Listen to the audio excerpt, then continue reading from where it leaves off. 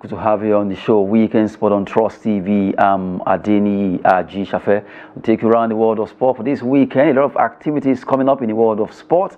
For those who love football, El Clasico will be coming up for this weekend. For Arsenal, Liverpool, a big battle coming up there. And for the fact that all of them are battle ready to see what they'll be doing concerning this weekend. Aside that, we also look at the fact that during the week, a lot of activities happen when it comes to sport. And we look at those three activities that we are picking for this weekend review of sporty moments across the globe, focusing on Nigeria.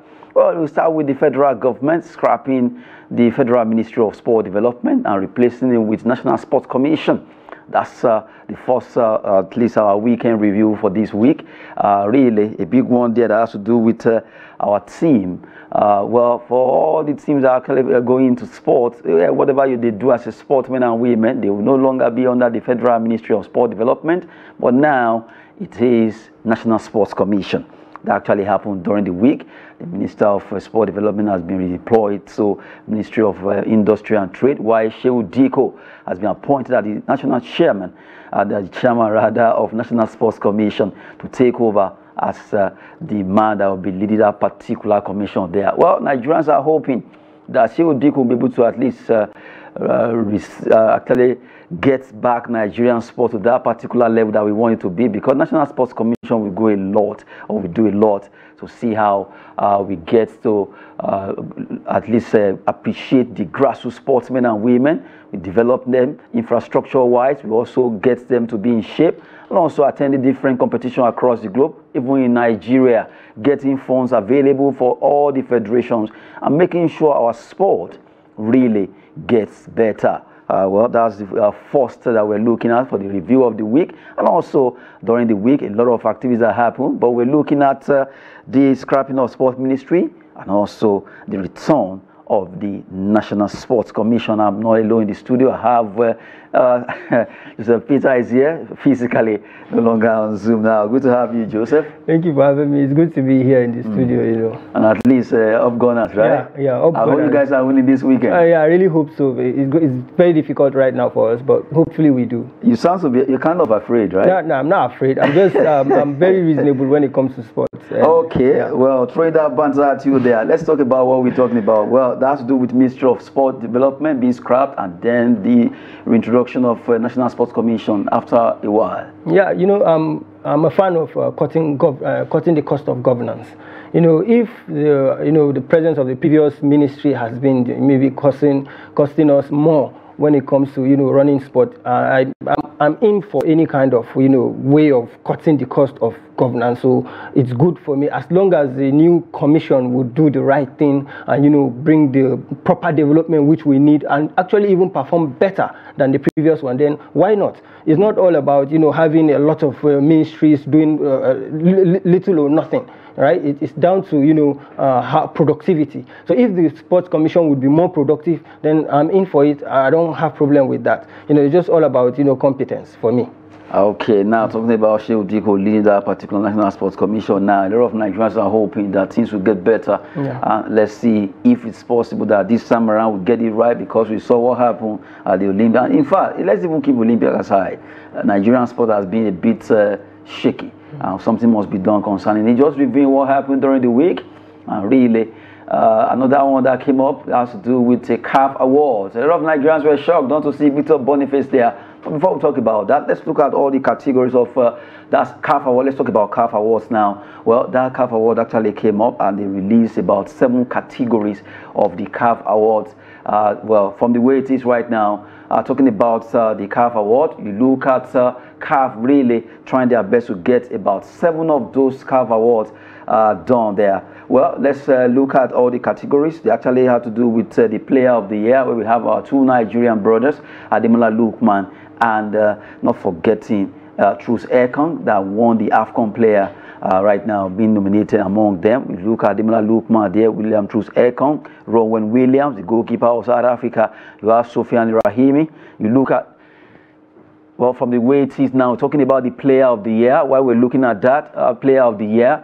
that's Ami Godiri, Isman Tabsoba. You look at Simon Adingba of Ghana, Chancel Bemba, and not forgetting Sago Grassi, also Ashraf Hakimi, also making that cut concerning the player of the year. Well, a tough one it is. A lot of Nigerians were wondering, but I'm very, very sure CAF used the AFCON to actually nominate most of these players, because if you look at the achievement with club side, Victor Boniface will stand a good chance to be there. Well, from there, let's look at the next category that has to do with goalkeeper of the year, where we have Osama Bembot, Andre Onana of Cameroon. You have Yahya Fofana, who also made it, Leonie Mpasi, Mustafa Shobia, Jigu Diarra. You have Muniru Kajo, Stanley Nwabali of Nigeria, Ronwe Williams, South Africa, and you have Amanala Memechi, also among the nominees for the goalkeeper of the year. Let's take it 2 by 2. Well, Joseph, you saw there the player of the year, goalkeeper of the year. We have 3 Nigerians.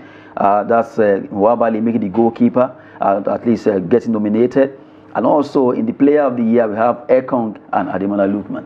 And I'm very, very surprised by the inclusion, by the exclusion of Boniface, which I think that he deserves to be among the list, even if he doesn't get to be picked as the winner, but he should be counted. They won the league. Maybe because he didn't go to AFCON. Yeah, he didn't go to AFCON, but there are a lot of them that didn't really do well in AFCON either. They are on this list, right? So, based on, club performance merits, he deserves to be here. But nevertheless, he's not, so we cannot continue going on about it.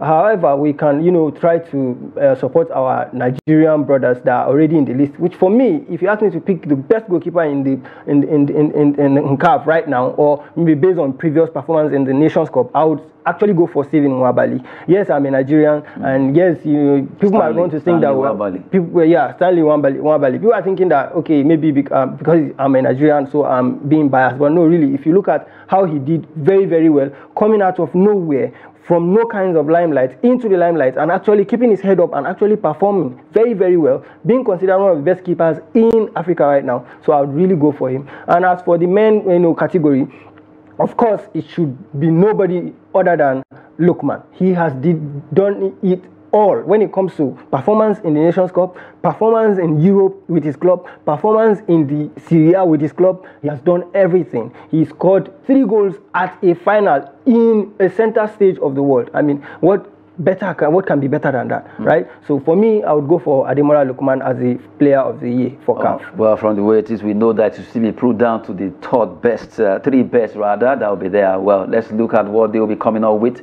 That has to do with CAF Award Player of the Year. Well, from the way it is right now, we have 10 there. It will be pruned down from 10 to 5, 5 to 3, or maybe they just go 10 to 3 straight up.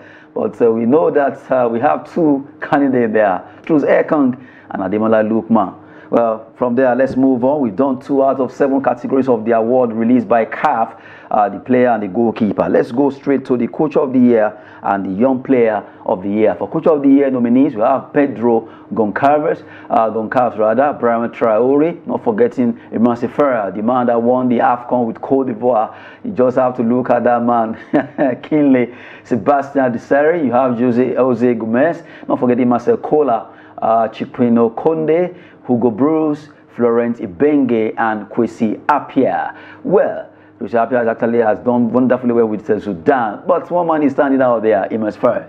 Yeah, and for me, that's who stands out. The reason why I really like him is not because he just won the Nations Cup, but also he didn't start. He came in late and actually pulled off the job. So for me, he should be given the African best coach right now, because to actually do that is not very, very simple. To come out of nowhere, with the team, yes, they are maybe considered, they are good, but not as, good as the likes of Senegal, Algeria. People were looking at Senegal, people were looking at Egypt, people were looking at Nigeria and all that. But he came out and he pulled off the job. So for me, he is the best coach of the year. But we'll see who gets to win it at the end. Well, from the way it is right now, just giving you the categories of what happened already from CAF Awards nomination of different categories, from player of the year, goalkeeper, coaches. Let's go to the young player of the year nominees there. Well, Carlos Baleba, Karim Konate, you have Bilal El Kanoussi, Abdulaziz Issa, Yankuba Minte, Omar Diakite. Well, all of them, if we check, it seems they are all from the Francophone nations. I think West African football nation needs to do well. This award seems to be really let me just say West Africa, maybe Anglophone, is really getting more interesting now. Check the names there. If it's not Senegal, it's Algeria, it's Morocco. Well, they have one Ghana there, Abdulaziz Issa is there. Okay, good one. All of them are there. Let's see who will be winning the Young Player of the Year. It's been a long time Nigeria actually smelled this. I think Obafemi Martins, Taiwo, Mikel Obi thereabout that won this particular award, and it's been a long time. Now let's go to another category. That's CAF Interclub Player of the Year. Those are the players that applied their trade in Africa. You have Osama bin Bolt also been there, Yusufu Dayo, Abdulaziz Issa, Shoba Shahat, Zizo, you have Antwi, Memechi, Maria, and the goalkeeper of South African team, Bafana goalkeeper, Rowan Williams. Watch out for Rowan. I'm suspecting that Rowan will actually skip that goalkeeper of the year if care is not taken. He really did well at AFCON. Nobody can take that away from him. Those are the Interclub Player of the Year nominees for the 2024 CAF Awards. Let's move away from there and look at the Club of the Year. Yes, Club of the Year, you look at them, well, you just have to agree that West African team needs to really do well. And already Sundowns South Africa, that team made it. Simba of Tanzania, Young Africans of also of Tanzania, yes, Tunis of Tunisia. You have RS Bakane of that's Morocco, Drones FC. Well, they also made it. Zamalek, Al Ahly, TP Mazembe of Congo, Atletico Petroleum, also coming from Luanda, Angola. There, like I said, West African teams, clubs rather, they need to up their antics, because if you look at this, they just have to do well. Now let's look at the last one. That has to do with National Team of the Year, where Eagles, Super Eagles also made it. We have the team of Angola, Pelancras Negras of Angola made it. Burkina Faso, you look at that's the Burkina's team. Cote d'Ivoire, the Elephant of Cote d'Ivoire, DR Congo, Morocco, Atlas Lion, Mozambique, Super Eagles of Nigeria, Bafana, Sudan, and the Cranes of Uganda being able to make at least being nominated for top 10. Let me use that award of the national team in Africa. That's worth it. So Nigeria also made it. Yeah, we came second at AFCON. It's good to see that we made it because we came second at AFCON, just like you said. But you know, I look at the list and I think about another team, but they are not even in the mention here. However, you know, you don't have maybe any choice but to leave it for the Ivorians just because they won the CAF competition. So basically, I think that they would scoop this award and maybe put Nigeria second or South Africa second in this category. That's what I expect. Well, really, National Team of the Year, well, let's see, maybe Eagles will really do well. They came second at AFCON, and that got them to get that particular nod for being nominated. So for all the 7 categories now, we are hoping that at least Player of the Year, Goalkeeper of the Year, National Team of the Year, Nigeria actually being selected or nominated for those category of award. Well, hopefully this time around, at least we are getting back to it. Osimhen won in the last time. She's defending. Let me use that word, defending champion. that particular CAF Player of the Year, and we want to see another Nigerian scooping it between Ekong and Ademola Lookman. Well, right now we move away, giving you what happened during the week. Yes, Ademola Lookman and Ekong. Yeah. Between the two. You said Ademola Lookman. Obviously. Remember, Ekong won the player of the tournament. Yes, he won the player of the tournament, but Ekong does not have the advantage of performance in the club. He was injured for most of the time, even after the competition, I believe. And so his contribution to the club is not as much as the one that, you know, Ademola Lookman had. Ademola Lookman had a good game both in, you know, the Nations Cup and in the club football. So I believe for me, he is the worthy champion. And you know, I'm just going to talk about the national teams of the year. I was expecting that this Cape Verde team would be, you know, they deserve a mention, considering what they did, both pre-Nations Cup and even during the Nations Cup. I don't know why they're not on this list, but for me, I think they are one of the contenders too. Anyway, CAF has spoken. There's nothing you can do about it. Looking at the activities during the week, just looking at the week review now, let's go to the third one. We actually brought you 3, talking about National Sports Commission coming back. And also we talk about CAF Awards. And now we are going to UEFA Champions League, the third case that has to do with the weekend review. Now, UEFA Champions League also took place during the week. That has to do with match day 3. Matches were played, but some matches actually caught our eyes when you see result and you were wondering, how did it happen? The like of Well, you look at Real Madrid coming from behind against Borussia Dortmund from 2-goal down, and they were able to do it. They scored the 2 goals, erased it, and topped it with 3 extra goals. That's a fantastic performance. Vini Jr. scoring a hat-trick, and Barcelona also did well, winning their game 4-1. Rafinha also replied Vinicius ahead of the El Clasico that yes, no believe you score goals. So I'm also here. So 4-1 between Barcelona and Bayern. During the week also, Aston Villa did well, defeating Bologna 2-0. We are picking out the standout scores now. Monaco, they defeated Red Star Belgrade, where our own Peter Olayinka plays straight. They defeated them 5-1 in that encounter. Shocking one, Stuttgart pipped Juventus at home 1-0. Well, Lille also defeated Atletico Madrid 3-1. You look at those results and you're wondering what happened. Benfica, they lost at home against Feyenoord 3-1. And you also look at Dinamo defeating Salzburg at home 2-0. Not forgetting Manchester City. Yes, they did well. 5-2 against Sparta Praha, where Erling Haaland was able to get a brace there. Well, Inter Milan away, they actually scored a goal, 1-0. And of all these results, which one actually gets you like what really went wrong? Well, before you talk, let's look at how the table is. Aston Villa still holding their own for the fact that they were able to win 3 out of 3. They stand top alongside Liverpool. And you look at, just continue to follow that while Joseph will actually make his own analysis.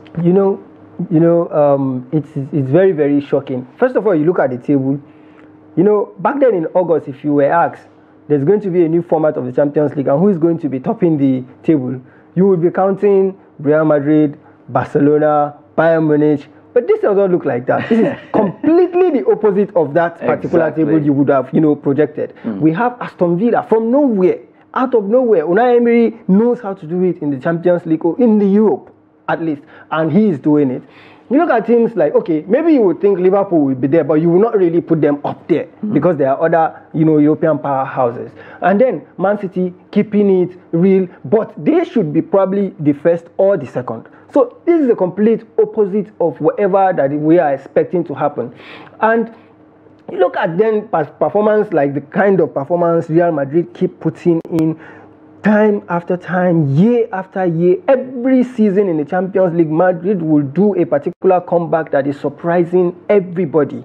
They have done it again against Dortmund. Because if you look at the game, you would think that Dortmund, going into the second half with 2 goals lead, you would expect them to at least get something out of this game. But no, Vinicius said no, there's no way. And Madrid collectively said there is no way. We've known Ancelotti with all this kind of thing. He is the most calm person in the stadium, even while they were losing 2-0. That is so surreal for me, because other coaches, you see them panicking and, walking and talking and all this, but then he was very calm and they gave that result. Another result that caught my eye is the 4-1 win of Bayern Munich. Yes, it's Barcelona. We all know it's Barcelona, but we know what happened the last time they met. It was an 8-2 result. And then you look at the game very well. You see that Barcelona got a goal.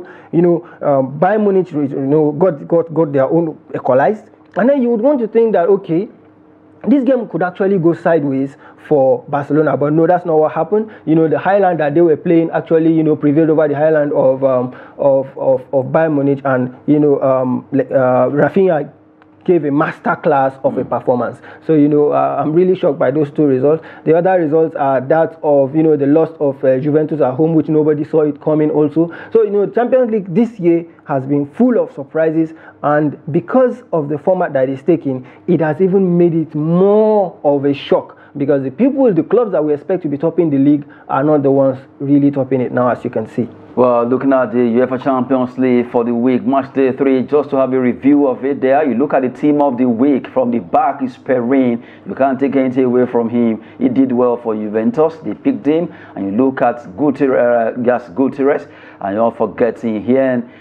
Stones of Manchester City. Well, that's Ristovski actually making it. Minamino also being there. You look at Barella of Inter Milan, and not forgetting Reinders standing in for AC Milan there. Vinicius Jr., Rafinha, and John Duran making the team of the week. Look at it. I think really they all deserve it. They deserve it, absolutely. I'm not going to contest anyone I see on this list, because each and every player you see here actually gave a stellar performance during the league. John Stones did well. You know, look at John Duran up there as the striker in the Champions League, an Aston Villa player among the best players of the Champions League in a week. That's actually very, very, wonderful for them and wonderful for the player and for Unai Emery. So I have no issue with this squad. They absolutely deserve it. Seriously, taking a review of the UEFA Champions League as it happened on match day 3. Aren't you going to be surprised? Well, it's still a marathon. The big boys, well, let's see, maybe they'll be separated this time around. From 1 to 8, they automatically qualify for round of 16 if it ends this way in January. Well, from 9 to 24, we'll have to fight for knockout stage, while those who will be standing from 25th to 36 will be out. Eliminated outrightly. Nothing like going to Europa or Conference League. Well, it's getting interesting. This new format by UEFA getting interesting there. Let's look at the second and third tier of UEFA for the week, where they play their own match day 3. Just having a review of what happened. Let's look at the table of Europa League there. What happened? Well, so far, Lazio are topping with 9 points alongside Tottenham Hotspur. Well, a good one there for those two teams. Anderlecht, Ajax, Galatasaray. Well, that's Osimhen's team are standing 5th there. You look at Frankfurt, Midtjylland, and Athletic Club. Well, surprisingly, the likes of, if you scroll down, I'm looking for Manchester United. Where are they? Okay, they are 21st, 21 on the log right now. Although it's still a marathon. So, a lot of matches that will be played. So, let's just wait and see who stays top and who drops to that category. The same format with UEFA Champions League is the same thing you are having in the that's Europa League there. Quickly, because of our time, we have to touch on other things. Let's look at UEFA Conference League. We are Chelsea. Good one for the Blues. They are topping this group, and no one can tell them to sit down. They are really ready for this 6 points from 2 matches. I just have to agree with them for what they've done so far. Fiorentina, Legia, Warsaw, Lugano, and you check all the teams there. Chelsea should be able to win this league, if you agree with me, Joseph. Yeah, absolutely. I don't see any other clubs stopping them here, other than Fiorentina, that may want to give them a tough time. I'm sure there won't be any form of argument if you look at the other contenders there, like Legia Warsaw and Lugano, Vitoria, Hearts of Midtjylland from Scotland, and Jaggi. Some clubs we don't even know them. It's just when you come to this conference league you begin to hear names. So nobody should stop Chelsea from. No club should stop Chelsea from winning this particular conference league, except if they do not put in the shift. If they do, which, trust me, I think they will, because I can see that they are actually improving. And even if you look at the squad they used to play their last match, it's not exactly their first team, yet they got the results. So hopefully they get to win this particular conference league. Well, at least we're taking you on a stand that has to do with the week review. Quickly, just to give you all those details that happened. We're picking 3 out of them: Nigerian sport, and then we talk about CAF Award, and also go international as we talk about UEFA Champions League for match day 3, and also Europa and Conference League. Well, for this weekend, let's talk about this weekend now. We have 3-in-1 for Nigerian football teams today.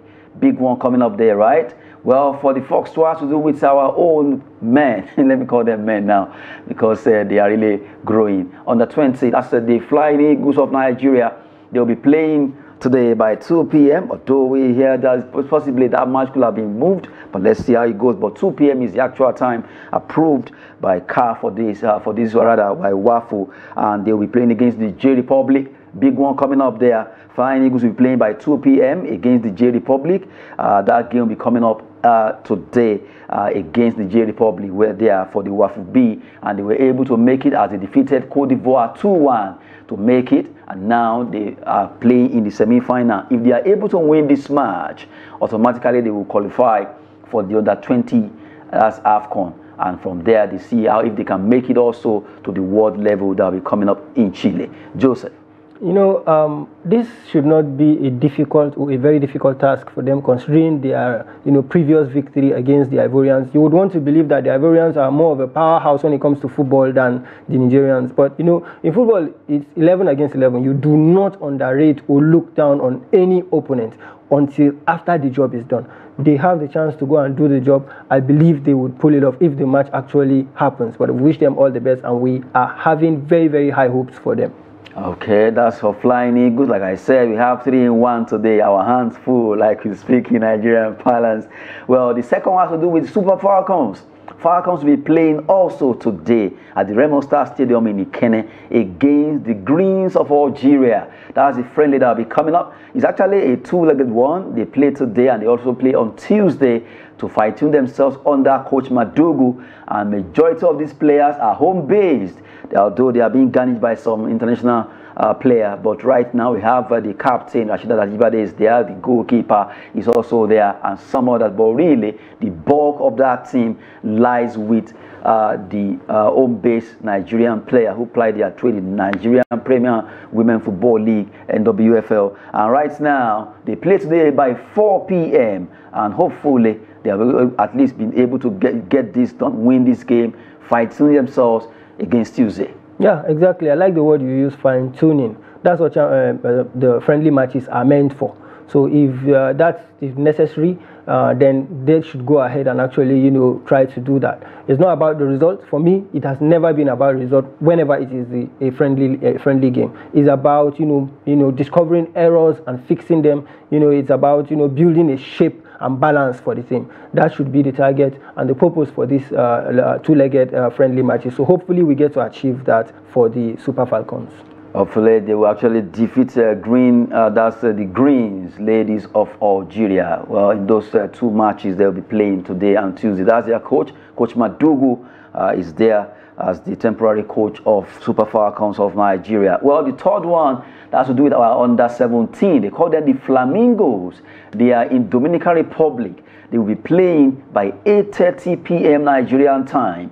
That will be coming up tonight also. Like I said, our hands full. 3-1 for them. They were able to at least won all the matches they play in their group. They're talking about Dominican Republic. They did well. Ecuador. They were able to win. And now they'll be facing the USA. That's where the fear comes in. And I saw where their player was actually talking. Maybe we just have a snippet of what they said. The players of that's Flamingos. Yes, the Flamingos, or they actually said ahead of this match. Just a short one. My expectation in tomorrow's game is to win tomorrow's game. And I know God will do it for us. Well, the last time we played them, it ended 1-1 draw and we defeated them with a penalty. So tomorrow, I know they will come for revenge, but we are ready for them. Ready for them with our game plan. They have their own game plan, we have our own too, but tomorrow we are ready to defeat them again. First, I have to say that we are ready for them, and my defense, they are ready. And my attack, they can match them. And all we have to do is to play to instruction of the coach, play to what he said, and I believe that we are going to win them tomorrow.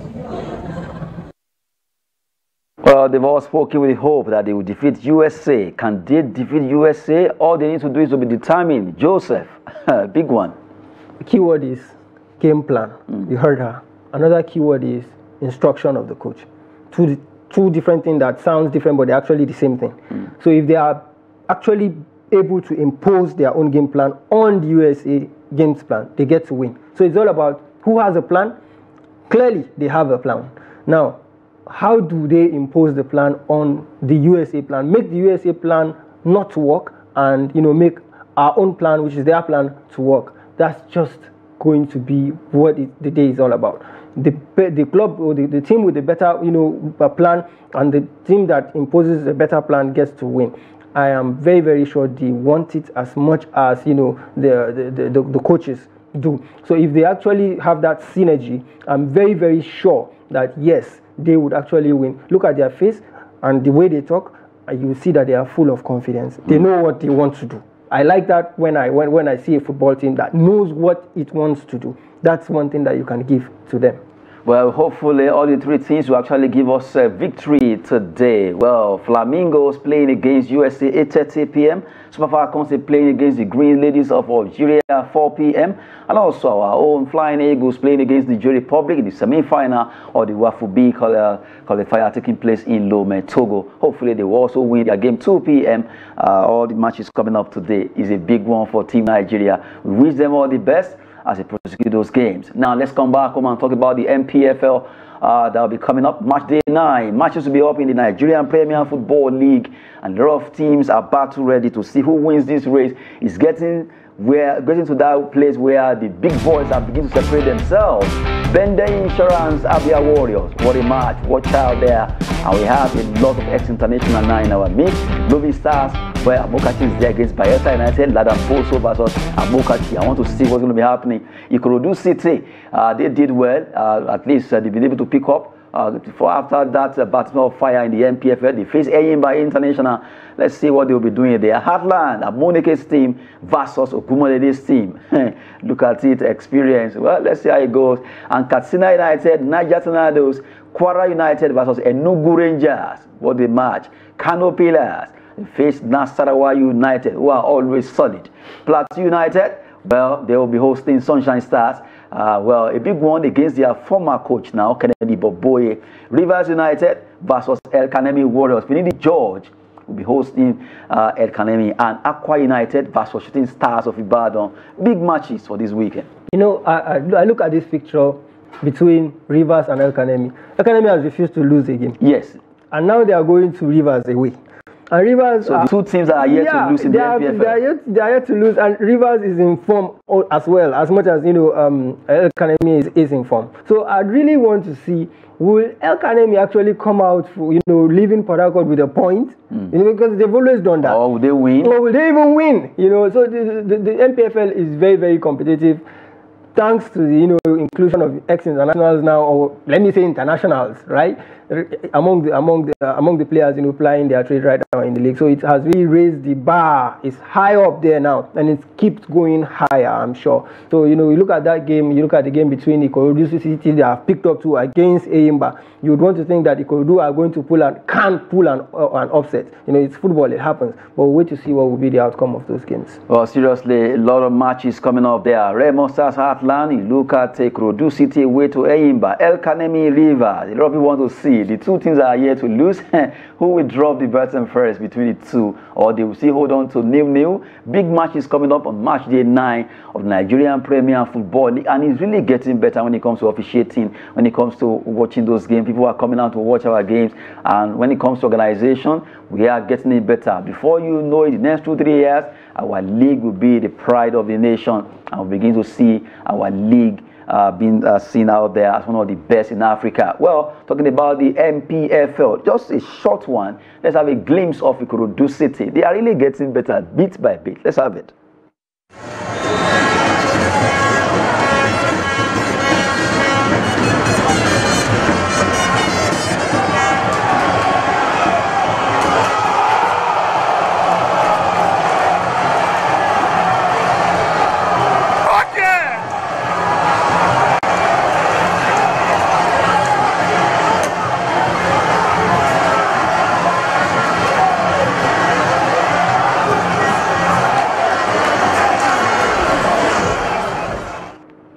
A good one there. You just saw Ikorodu City, and when they first started with the NPFL, they struggled, but now they seem to have gotten their acts together. It's beautiful what a change of coach can actually do for you, for a football club, for a group of players. Sometimes there is no positive energy between the coach and the players. There's no synergy of instruction between the coach and the players. So they tend to be this kind of lackluster performance. But once a new energy is introduced into the team, before you know it, the transmission begins, and before you know it, they are expressing it on the pitch. Look at that beautiful goal. Look at how far they have gone so far. And yes, you might want to say, yes, Eyimba is an impossible task, but this is football. Nothing is impossible.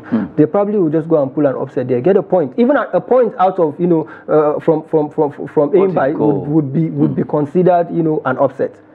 So that goal really deserves an award. What a fantastic goal coming from Ikorodu City. Like Joseph said, they can actually spring up surprise there, and you just have to give it to them. They are picking up little by little. It seems they are now getting to understand all it takes to play in the NPFL, and the Oga boys are picking up, and let's see what they'll do this match day 9. Well, talking about the NPFL, a lot of matches. El Kanemi, Eyimba there, and you just have to give it up to El Kanemi. They travel away to Rivers, and El Kanemi has been able to hold their own this season. No goal, rather, they have not lost any match so far this season. It has been draw, win, and they are holding on to see how they will continue to do well. That has to do with the NPFL match day 9 that we're looking at all the fixtures coming up in this our own league. And really, our league is really getting better, and we are very proud of it, and hopefully it begins to see more. And I love the fact that the NPFL organizers are deeming it fit to make sure they reduce all those stadia that are not worth it to play matches, and reducing them, at least let all the teams sit up, and also withdrawing the licenses of clubs who are yet to settle all the arrears of players being owed. They will not allow until they clear those debts, because we just have to get it right. It could be painful, but we just have to get it right so that our league can be at that level. All of us keep complaining, who will do it if you don't start? We just have to start from somewhere, and then PFL is getting better little by little. We get to where Rome wasn't built in a day, and now Rome is one of the most beautiful cities in the world, and we just have to get our own NPFL there. From NPFL, let's go to tough matches for this weekend. Matches are coming up in Europe. Tough one. You look at Arsenal, Liverpool, Real Madrid, Barcelona, the one they call El Clasico, Inter Milan, Juventus, big match there. Marseille, PSG in their own French war, a classic. They also have it.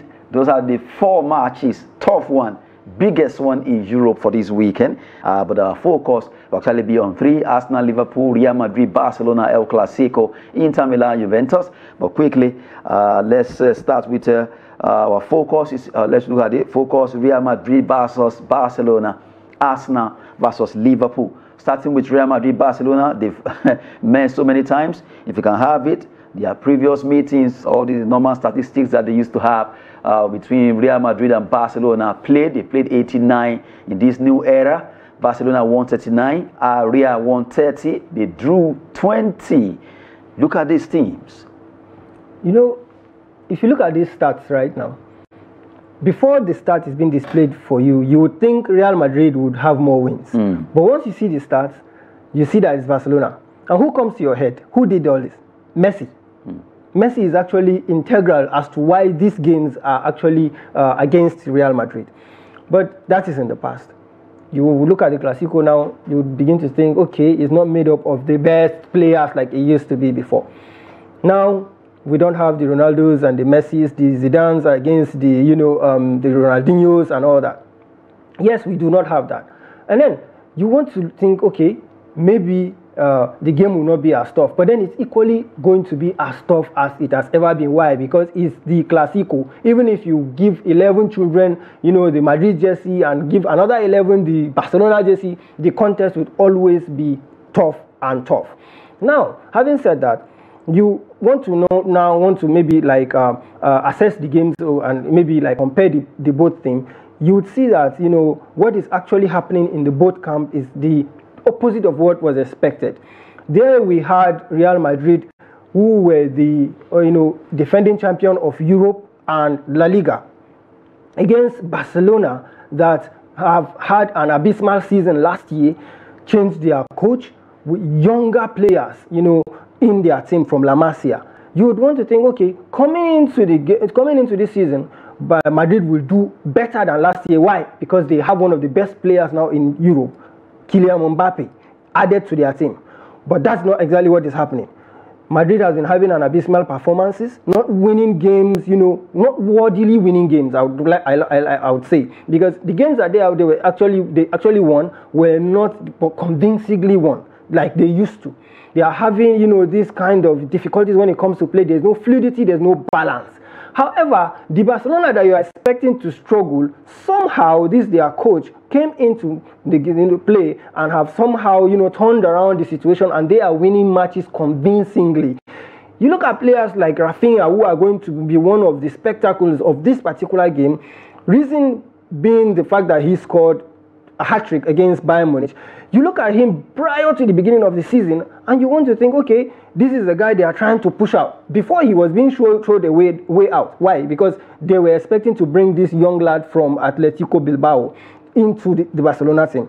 Somehow, that transfer didn't happen. Now, this is a player who knew that he was on his way out, Suddenly, it's not going to happen, and that became a reason for him to, okay, you people wanted to sell me, right? Okay, I will show you people what I can do. Now, you know me as a winger that, you know, it has flashes of performance, maybe the left, maybe the right. But what you people don't know is that I can play as an attacking midfielder, and you people, none of these coaches know that. However, give me the opportunity, and I'll show you what I can do. And they gave him the opportunity, and wow, he has been super glorious in that performance, in that position, and has scored a lot of goals, created a lot of chances, and he is the main reason why Barcelona are where they are right now. And you look at another player against him, which is Vinicius Junior, who somehow, even though Madrid has not been doing well, has kept his game up and has been doing well. So this is going to be one of the best Clasico as far as I'm concerned. Why? Because of the matchup between Vinicius Junior and Rafinha.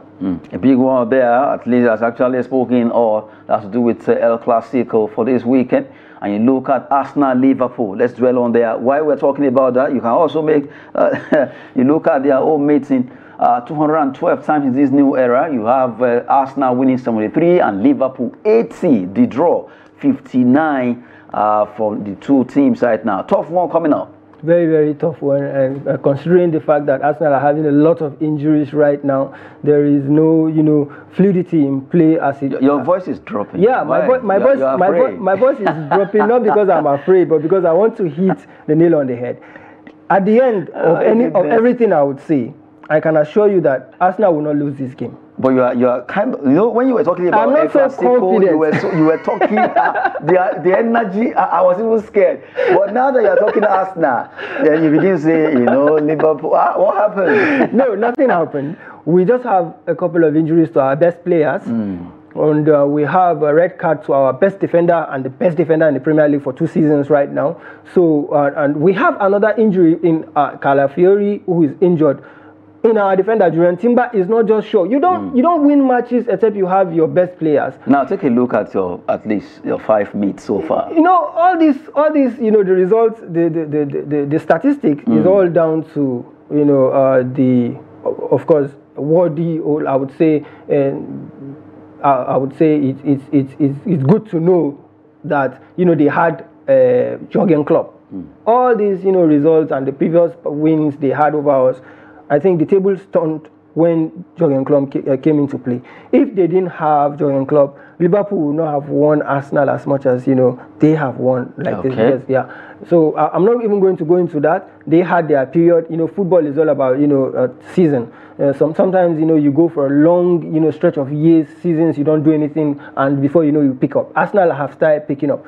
You know, back then in the 2000s, we all know it used to be Arsenal and Manchester United. Now it's not like that anymore. It's Arsenal and Man City right now, and Liverpool are kind of in the mix. And if you agree with me, you know, looking into this game, you would, if you look at it very well, you would agree with me that yes, Liverpool actually are the, you know, maybe the ones having the upper hand. That they have more pressure to win this game, as far as I'm concerned, because they have their players intact. Are you sure they have more pressure? Yes, I believe that they have more pressure because the pressure is coming even from the studio now. Yeah, I understand. You as an Arsenal fan, you don't want to lose this game, because the moment we lose this game, we are probably going to be considered out of the title contention. That will be 7-point gap. That's a wide gap, considering the new standard that Man City have, you know, placed. Man City have brought a standard whereby for you to win the league, you need to be thinking about 95 points upward, nothing less than 95 points. It's Man City that did that. Now, if that, you know, if that the bar is set so high, then you don't want to lose games. Now we were not lucky against Burnham. We had a red card and we lost the game. Those are kinds of games that you don't get to lose if you want to be champions in England right now. So that has put us in a position whereby the Liverpool game has become a must-win. But what I'm saying is, based on performances, recent performances, availability of players, I am sure you would agree with me that Liverpool are actually the favorite right now, even though it's a must-win for Arsenal. That's just the point I'm trying to make. Okay, big one there. Tough matches for this weekend. Arsenal, Liverpool, where Joseph has been analyzing, even though with a cold voice. Real Madrid, Barcelona. That's the El Clasico. Inter Milan. Okay, let me just touch on that. Inter Milan, Juventus. Let's look at their own previous meetings too. Where, well, for Inter Milan, they've won 20 out of 78 meets with Juventus in this new era. Juventus, the old lady, won 33 and draw 25 for that's between Inter, the Nerazzurris, and Juventus, the Bianconeris. Well, big one between the two also coming up for this weekend. Well, for the previous, you look at it, 5 matches over rather 6. It has rather 5. Inter 1-1-0, Juventus 1-1, Inter 1-0, 1-1, 1-0. Well, both of them seems to be kind of very stingy with goals. It's always like that in Italia Serie A. Goals don't come much because it's defensive kind of play they do. But really, if you want to look at it, where are you dwelling? Just a brief one. I'm not really dwelling on any side of these clubs. Why is because yes, Inter are having a good so far, even though they are not where they were last season. And there is a bit of improvement that happened in the camp of Juventus by the incoming of their coach Motta. Motta has been able to turn the team around, and you would want to think that they are going to make it very, very difficult for Inter Milan at the San Siro. But then, when you look back at the results that just took place, the encounter between Juventus and Stuttgart, and them losing at home, you want to pull back and okay, you want to go and face Inter Milan at San Siro, but you cannot win your Champions League game against a lesser performing club. That's a reason for concern for me. But I don't want to take away anything from this Juventus team. They have been able to turn tables around, so I would expect them to give Inter a tough time, and of course it's going to be a tight game and a very, very low scoring game as usual. That's what the Serie A is made of. Well, we've looked at 4 tough matches in Europe for this weekend. Arsenal, Liverpool, Madrid, Barcelona, Juventus against Inter Milan, and Olympique Marseille versus Paris Saint-Germain, what they call Classic there in the French league. Well, a big one coming up between the two also. And you look at the previous meet, PSG has been on rampage 4-0. The last September 24. They also defeated Marseille 3-0 again. Marseille 2-1, PSG 1-0, PSG 2-1. So it's really tilting towards PSG having an edge. I look at this encounter and I really don't see this as a classic game. The reason why I don't see it as a classic game, when you have a classic game... But that's their own classic. Yeah, their own classic, but then one team is always winning. It's boring. As far as I'm concerned, it's boring. Maybe you give me PSG Lille, where there will always be an upset, PSG losing. And maybe I would take that as a tougher game in the Ligue 1. But this game, it's always Paris Saint-Germain winning against Marseille. So really, I do not really put much attention to this particular encounter.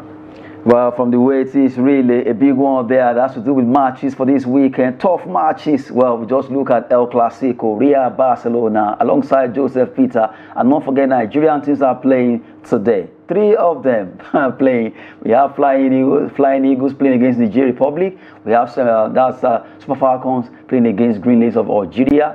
And Flamingos facing the US over there, the faraway Dominican Republic, where they'll be playing their game by 8:30 p.m. All that's put together by the crew just to make your weekend a sporting one. Alongside Joseph Peter, I want to appreciate your time, but your Arsenal jersey seems to be the gun there is shaking. There's no gun shaking. Trust me, we'll come out of this game with victory or a draw, and then our players will return and would be at the echelon of the league table. You will see. Okay, we wait to see. Maybe that will actually happen there. Well, we just have to go now. As we always say, that sport is fitness and witness and business rather. We want to give you this particular snippet from Dambe Warriors. That's what I will be leaving you with, and have a splendid weekend. I'm Adeni Aji. Thanks for watching.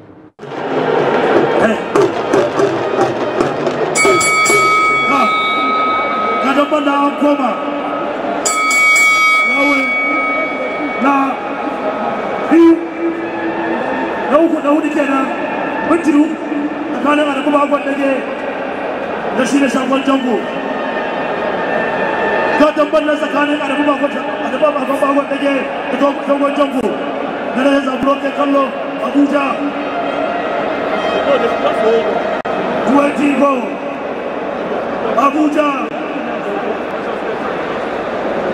the Warriors, WRC,